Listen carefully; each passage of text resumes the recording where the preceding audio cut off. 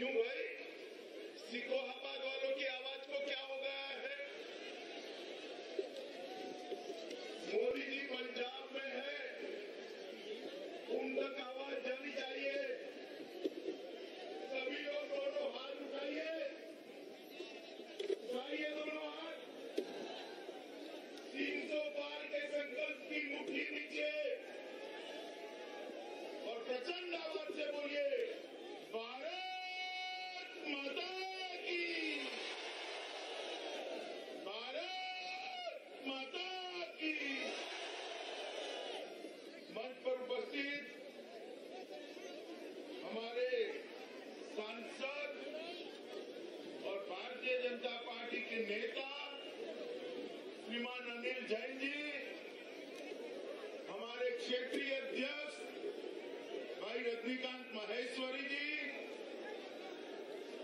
हमारे जिला अध्यक्ष राकेश संखवार जी, कुंदन लाल गुप्ता जी, लक्ष्मी नारायण यादव जी, अरविंद पचौरी जी, कन्हैया लाल गुप्ता जी, सतीश यादव जी, माखन सिंह वर्मा जी, और आज जिनको जिताने के लिए मैं यहाँ आया हूँ, हमारे यहाँ के लोकप्रिय प्रत्याशी श्री ओम प्रकाश वर्मा जी।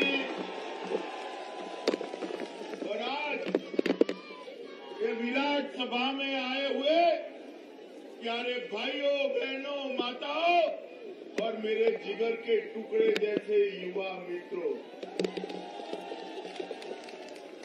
सबसे पहले तो मैं सिकोहाबाद वालों को दो हाथ जोड़कर प्रणाम करना चाहता हूं, क्योंकि यहां से दूर दूर तक रोड पर, मकानों पर, घरों पर, टंकियों पर, जहां पर भी नजर जाती है मुंड ही मुंड दिखाई पड़ते हैं। आप सभी लोग वर्मा जी के समर्थन में इतनी बड़ी संख्या में आए हैं, मैं आपका धन्यवादी हूं। मित्रों, आज सिकोहाबाद में आया हूं तब सबसे पहले मैं भगवान श्री कृष्ण को प्रणाम करना चाहता हूं, क्योंकि जब जरासंध का वध किया तब यही भूमि को, जरासंध को पराजित करने के लिए यही भूमि को उन्होंने पसंद किया। मथुरा को कंस के जुल्म से मुक्त कराने के बाद जब जरासंध ने हमला किया, भगवान ने यही जगह पे उसको पराजित करने का काम किया था। और यहीं पर महाभारत कालीन चौमुखी मंदिर की स्थापना स्वयं भगवान कृष्ण ने अपने हाथ से करी थी, यही सिकोहाबाद। मित्रों, यहाँ पर जैन और हिंदू एकता का ये प्रतीक भूमि है। यहाँ मां काली और भगवान बाहुबली को भी मैं प्रणाम कर मेरी बात की शुरुआत करना चाहता हूँ। स्वातंत्र संग्राम के वीर सेनानी कालीचरण गुप्ता जी, कारगिल युद्ध में शहीद वीर हेम सिंह और सतीश बघेल को भी श्रद्धांजलि देकर मैं अपनी बात की शुरुआत करना चाहता हूं। मित्रों, मैं पहले और दूसरे चरण की कई सीटों का प्रचार कर आया हूं। आप लोग पहले दूसरे चरण का परिणाम जानना चाहते हो क्या? जरा जोर से बोले, चाहते हो? मैं बता दूं आपको, पहले और दूसरे चरण में सपा का सुपड़ा साफ। 300 से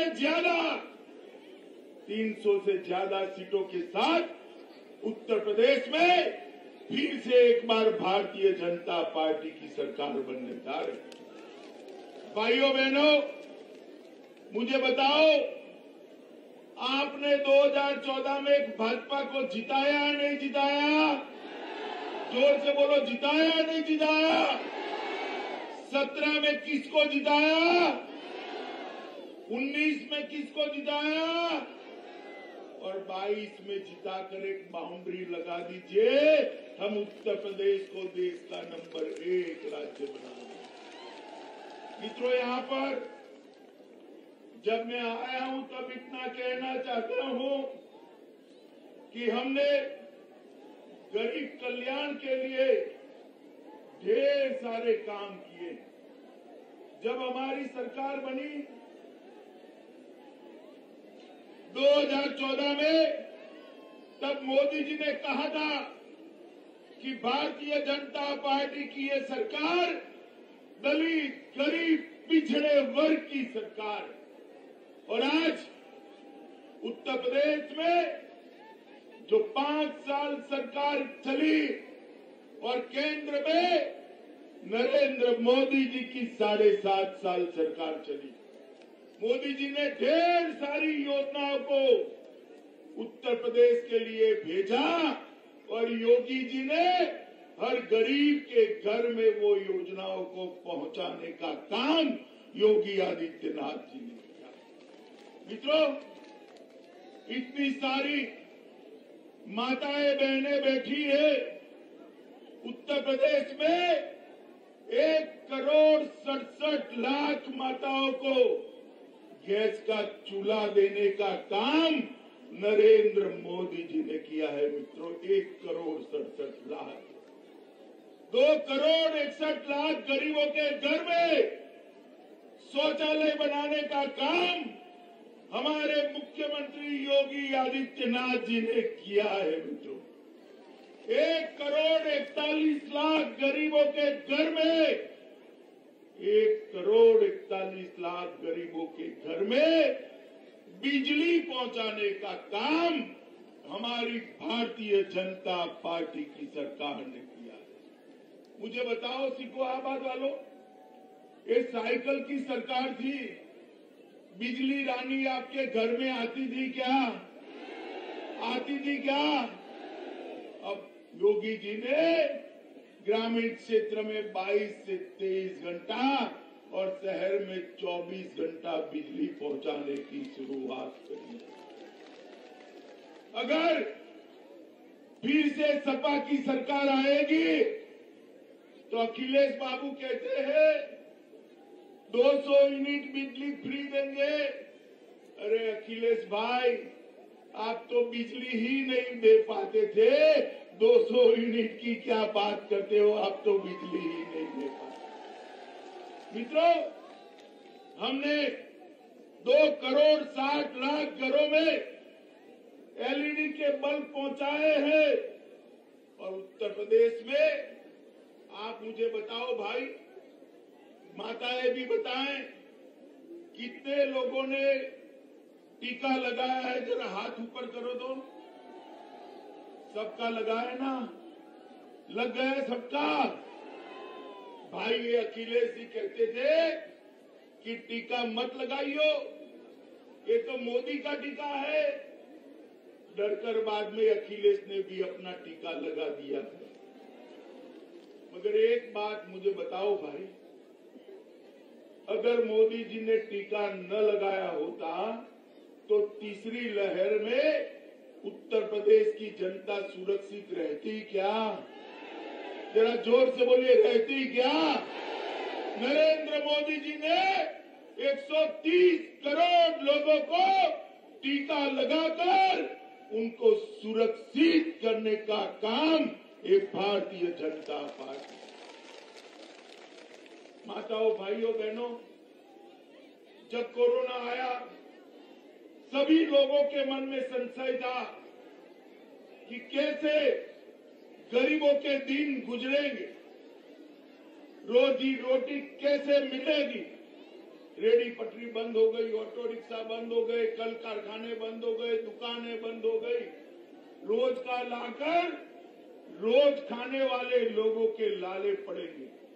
मगर मोदी जी ने 80 करोड़ गरीबों को 2 साल तक 5 किलो अनाज प्रति माह मुफ्त में देकर गरीबों के घर में चूल्हा जलाने का काम किया है। और योगी जी ने इसके साथ तेल, दलहन और नमक देने का काम किया है। मित्रों, ये नरेंद्र मोदी जी की सबसे बड़ी उपलब्धि। 82 लाख गरीबों के घर में घर ही नहीं था, उनको प्लॉट और घर देने का काम भारतीय जनता पार्टी की सरकार ने 2 करोड़ 45 लाख किसानों को हर साल 6,000 रुपया उनके बैंक अकाउंट में सीधा ट्रांसफर कर 2300 करोड़ रुपया उत्तर प्रदेश के किसानों को भेजना चाहिए। मित्रों, मैं बताने आया हूं कि 5 साल एक और मौका दे दीजिए। 5 साल तक उत्तर प्रदेश के किसी भी किसान को बिजली का बिल नहीं भरना है। हम बिजली माफ। हर बच्ची जो 12वीं पास करेगी उसको स्कूटी देने का काम ये भारतीय जनता पार्टी का। हर युवा जो इंटर में एडमिशन लेगा, चाहे बेटी हो चाहे बेटा हो, उसको लैपटॉप और स्मार्टफोन देने का काम ये भारतीय जनता पार्टी की सरकार है। मित्रों, आप मुझे बताओ, यहां भारतीय जनता पार्टी की सरकार बनने के बाद, योगी आदित्यनाथ के मुख्यमंत्री बनने के बाद यहां पर कोई माफिया बाहुबली है क्या? जरा जोर से बोलो, है क्या? है क्या? सारे के सारे जेल में डालने का काम योगी आदित्यनाथ जी ने करा है।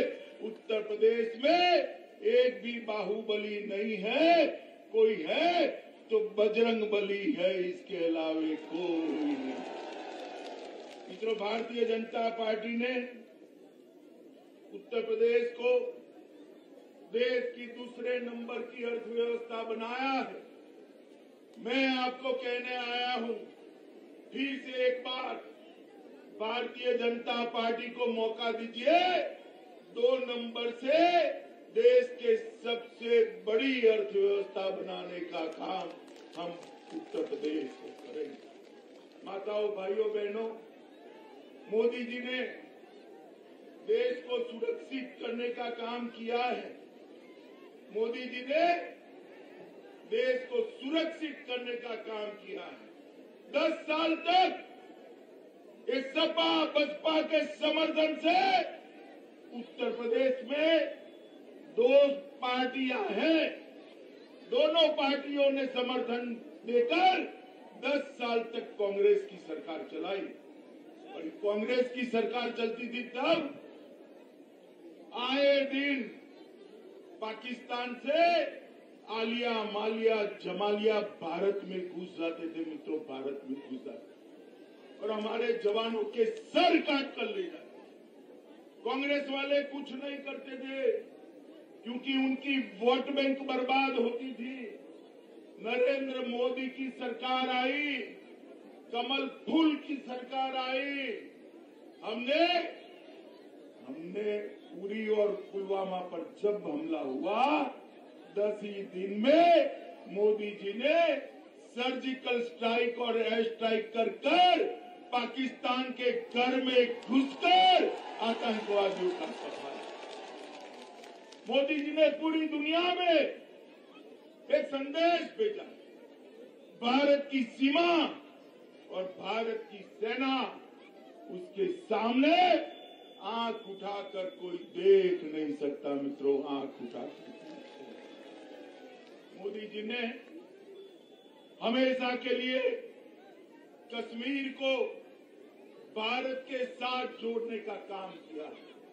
माताओं, भाइयों, बहनों, मुझे बताओ, ये कश्मीर भारत का अभिन्न अंग है या नहीं है? जरा जोर से बताओ, पीछे तक है या नहीं है? धारा 370 75 साल से कांग्रेस अपने बच्चे की तरह गोदी में लेकर घूमती थी। मोदी जी ने 5 अगस्त 2019 को धारा 370 को उखाड़ कर फेंक दिया और कश्मीर, ये हमारा कश्मीर हमेशा के लिए भारत का हो गया। मित्रों, जब धारा 370 पर चर्चा होती थी, पार्लियामेंट में अखिलेश जी कहते थे, अखिलेश जी क्या कहते थे कि गृह मंत्री जी धारा 370 हटाई तो खून की नदियां बह गई। अरे अखिलेश बाबू, आप किसको डरा रहे हो भाई? हमें डरा रहे हो? लो एक चली गई धारा 370, खून की नदियां छोड़िए, कंकर चलाने की किसी की हिम्मत नहीं हुई है। कंकर चलाने, माताओं, भाइयों, बहनों, ये भारतीय जनता पार्टी गरीबों के लिए, पिछड़ों के लिए, दलितों के लिए शासन करती है। सपा बसपा अपनी अपनी जातियों के लिए शासन करते हैं। सपा आती थी, एक जाति का भला होता था, बसपा आती थी, दूसरी जाति का भला होता था। भाजपा आई, मोदी जी ने सबका साथ, सबका विकास का नारा लगाया और सबको आगे बढ़ाने का काम। एएसपी पार्टी है ना, कहने को ही समाजवादी पार्टी। एसपी के 2 सूत्र है, ऐसे संपत्ति इकट्ठा करना, पी से परिवार वालों को सत्ता देना। मित्रों, समाजवादी पार्टी की सरकार थी, तब अखिलेश के परिवार से 45 लोग अलग अलग जगह स्थान पर थे। कितने थे? जोर से बोलो, कितने थे? और कोई जाति छोड़ो और कोई परिवार का भी स्थान नहीं। और संपत्ति, मित्रों, भ्रष्टाचार इतना करा, अभी कानपुर में रेड पड़ी, समाजवादी इत्र वाले के वहां रेड के बाद ये पूरा स्टेज भर जाए ना, इतनी नोटों की गड्डियां मिली, इतनी नोटों की गड्डियां मिली। और जैसे ही रेड पड़ी, अखिलेश जी के पेट में मचलन। उन्होंने कहा, क्यों रेड डाल रहे हो? हम कैसे चुनाव लड़ेंगे? क्यों अखिलेश बाबू, ये रुपया आपका था क्या? भाइयों बहनों, युवाओं, मुझे बताओ, टैक्स भरे बगैर का जो गैर कानूनी रुपया है, उसको मोदी जी ने कब्जे लेना चाहिए या नहीं लेना चाहिए? लेना चाहिए, नहीं लेना चाहिए? इससे गरीबों का कल्याण करना चाहिए या नहीं करना चाहिए? माताओं को गैस का सिलेंडर देना चाहिए या नहीं देना चाहिए? बहनों, माताओं के लिए टॉयलेट बनाना चाहिए या नहीं बनाना चाहिए? गरीबों को अनाज देना चाहिए या नहीं देना चाहिए? ये अखिलेश बाबू का मंत्र है, संपत्ति इकट्ठा करो और विदेश में वैकेशन करो। भारतीय जनता पार्टी का मंत्र है, टैक्स इकट्ठा करो और गरीब कल्याण के काम करो, गरीबों के काम। ये दोनों के बीच में आपको चुनाव करना है। मुझे बताइए, भारतीय जनता पार्टी को जिताएंगे क्या? अरे भाई, सुनाई नहीं पड़ता है। जिताएंगे क्या? कमल के निशान पर बटन दबाएंगे क्या? हमारे भाई वर्मा को प्रचंड बहुमत से जिताएंगे क्या? योगी जी को मुख्यमंत्री बनाएंगे क्या? मोदी जी को उनके हाथ मजबूत करेंगे क्या? तो मेरे साथ दोनों हाथ उठाइए, उठाइए दोनों हाथ। 300 पार के संकल्प की मुट्ठी बीचे और प्रचंड आवाज से बोलिए, भारत